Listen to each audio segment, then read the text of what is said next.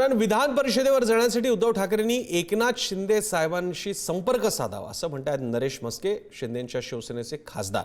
एक प्रकारे खोचक सल्ला दिल्याचं मानलं जात आहे। मला आमदार करता का आमदार अशी परिस्थिती उद्धव ठाकरे यांच्यावर आली असल्याचा टोलाही म्हस्केंनी लगावला।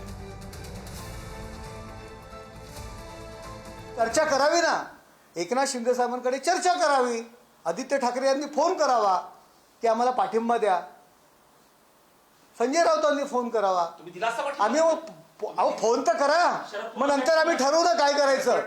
ज्या पद्धतीने पवार साहेबांकरता अनेक नेत्यांनी फोन केले, संवाद साधला, तसा यांनी संवाद साधावा एकनाथ शिंदे साहेबांशी। एकनाथ शिंदे दिलदार वृत्तीचे आहेत, मोठ्या मनाचे आहेत, पण यांनी फोन तर करावा, आदित्य ठाकरेंनी फोन करावा।